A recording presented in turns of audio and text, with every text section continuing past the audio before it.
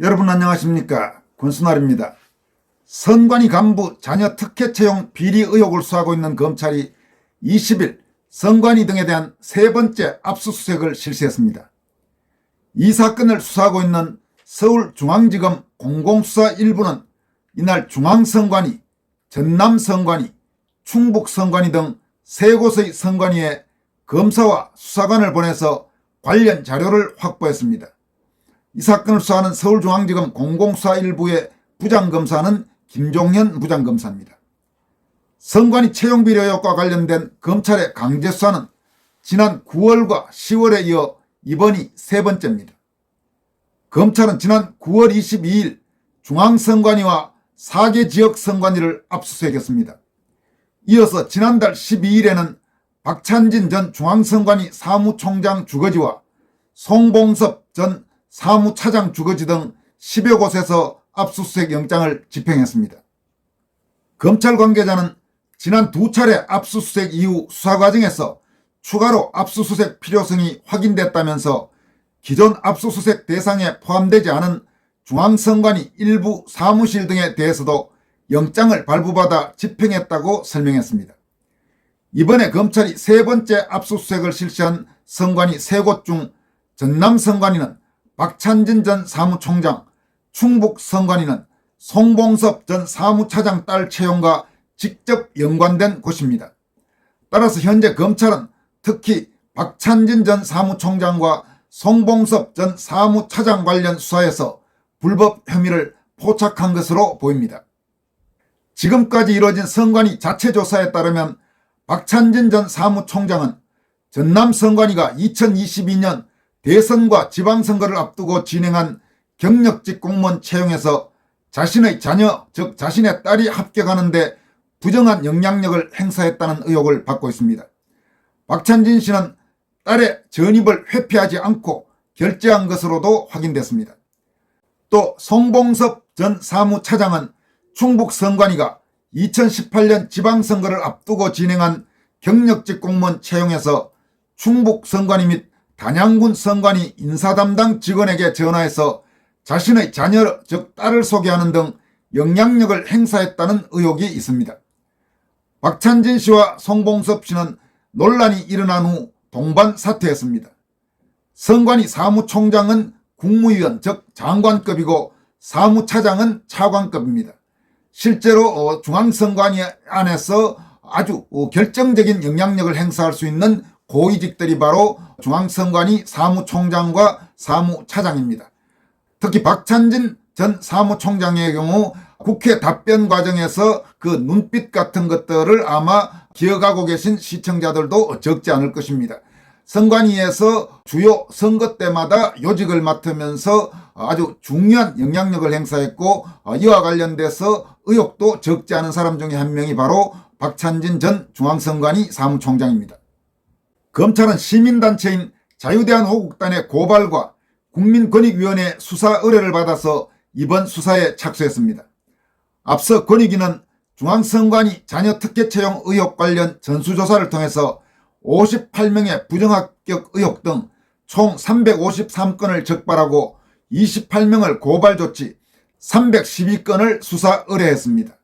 권익위가 당시 고발했던 주요 고발 사례는 학사 학위 취득 요건에 부합하지 않은 부적격자 합격 처리, 평정 포상 점수 수정 흔적이 있어서 평정 결과 조작 의혹이 있는 합격 처리, 담당 업무 미기재 경력 증명서로 근무 경력을 인정한 합격 처리, 선관위 근무 경력을 과다 인정한 합격 처리 등 아주 다양한 형태의 비리가 적발됐습니다.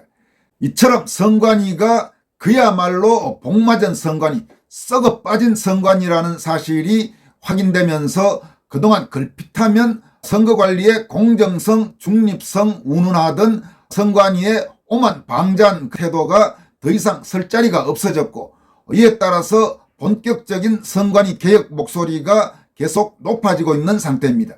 지금 현재는 선관위 특혜 채용 비리 의혹의 수사가 집중되고 있지만 앞으로 상황에 따라서는 여러 다른 형태의 수사로 확산될 가능성도 배제할 수 없습니다. 따라서 일단 현재 진행되고 있는 선관위 특혜 채용 비리 의혹과 관련된 수사에서 검찰이 얼마나 성과를 내서 가령 박찬진이나 송봉섭이나 이런 사람들을 사법 처리할 수 있을지 그런 부분을 우선은 지켜볼 필요가 있어 보입니다. 다음으로 살펴볼 내용은 이준석 관련입니다. 그동안 미국 하버드 대학을 졸업했다고 주장한 이준석의 학력 위조 의혹을 추적해온 폴리티코 정치연구소장 김영윤 씨가 이준석의 허위 하버드 학력 서류 상세 분석 결과라는 제목의 보고를 통해서 이준석이 지난 15년 동안 선거 공보물로 3번 사용하고 당대표 선거에도 사용한 하버드 대학교 컴퓨터학과 경제학 복수 학사 학위 취득 주장은 허위로 밝혀졌다고 폭로했습니다. 김영윤 씨는 10년 전에 이준석이 클리어링 하우스를 통해 제출한 하버드 대학교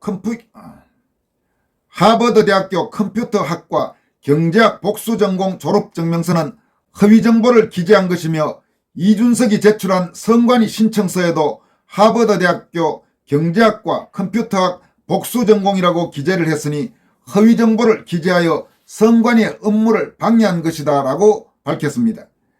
이어서 이준석이 15년 동안 소위 하버드 대학교 경제학과 컴퓨터학과 복수 학위 주장을 한 졸업장의 3가지 의문점이라는 점을 소개하면서 먼저 소위 졸업장에는 좌측 상단에 학위 번호가 없고 학사 학위에 전공 표기가 없고 우측 하단에 하버드 대학교 인장이 없어서 위조된 졸업장이 분명하다라고 강조했습니다.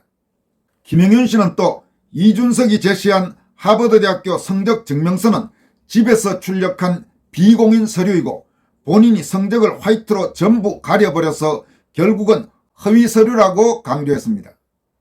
김영윤 씨는 이준석이 하버드대에 있는 동안 수강한 과목과 학점 등을 정밀하게 분석한 뒤에 이 같은 이준석의 수강 과목 등으로 컴퓨터학과 경제학 복수 전공을 했다는 주장은 기본적으로 불가능한 허위사실이라고 강조했습니다.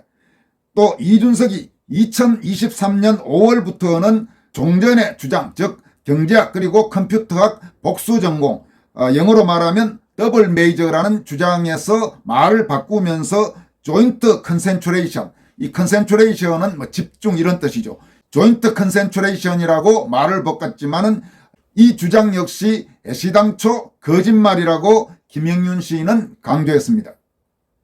이처럼 이준석이 그동안 주장해온 미국 하버드 대학교 복수 전공 그리고 하버드 대학교 졸업 이런 주장이 사실이 아니라는 김영윤 씨의 폭로에 대해 이준석은 아직까지 제대로 된 해명을 내놓지 못하고 있는 상태입니다. 김영윤 씨는 그러면서 이준석의 허위 하버드 학력이 검찰 조사로 공식적으로 밝혀지면 예상되는 수순은 다음과 같다면서 먼저 이준석의 하버드대 허위 서류를 눈감아준 대통령 과학재단 관계자들의 배임 혐의로 사법 처리되어야 한다고 밝혔습니다.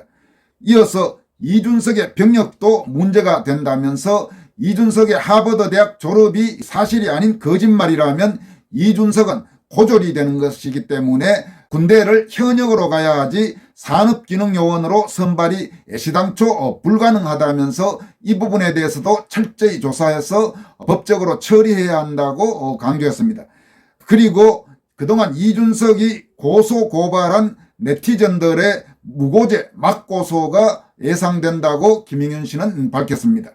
지금 김영윤 씨가 이준석의 하버드대 학력과 관련된 폭로, 그러니까 구체적으로 이준석의 복수 전공은 애시당초 거짓말이고 졸업도 하지 않았다고 지금 주장하고 있는 김영윤 씨의 폭로에 대해서 이준석은 분명히 아주 뚜렷한 증거를 내놓아야 할 것입니다. 만약 설득력 있는 증거를 내놓지 못한다면 지금 김영윤 씨가 주장한 대로 이준석의 학력과 관련돼서 연결됐던 여러 가지 일들, 그러니까 군대 현역 면제, 과학재단과 관련된 지원 문제 이런 부분들에 대해서 후속 조사 및 수사가 불가피한 상황이 될 것으로 보입니다. 김영윤 씨와 마찬가지로 이준석에 대한 아주 통렬한 저격수 중 한 명인 김소연 변호사도 이준석 문제와 관련돼서 강도 높게 질타했습니다. 공교롭게도 김영윤 폴리티코 연구소장, 또 김소연 변호사 모두 여성인데 이준석의 문제점을 아주 통렬하게 추적하고 지적하는 공통점이 있습니다. 김소연 변호사는 이준석과 관련해서 다음과 같이 밝혔습니다. 이준석 그래봤자 유승민 아류죠. 2020년 40여일 만에 사라진 떴다방 새로운 보수당 행태를 보면 답이 나옵니다. 하태경 의원이 위기감 고조시키고 외부에서 이현주 의원이 바람잡으며 일정한 거리 두고 세트플레이, 당내에서 오신환 등이 내부 정보 유출, 사이사이 원외위원장들과 현역 의원들 갈라치기, 분열 선동, 조중동과 좌파 방송 중심의 언론 플레이와 청년 이용 댓글 부대 하청.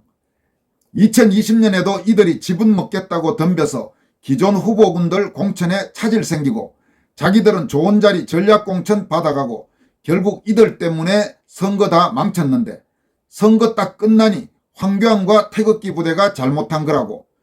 망친 총선의 대장이었던 김종인을 또 불러와 비대위원장을 시키더니 바른말하는 위원장들 칼질하고 진중권 부류들이 양념해서 다 내치고 짓밟은 후 급기야 조중동이 순식간에 바람잡아 준석이를 당대표로 만들더군요.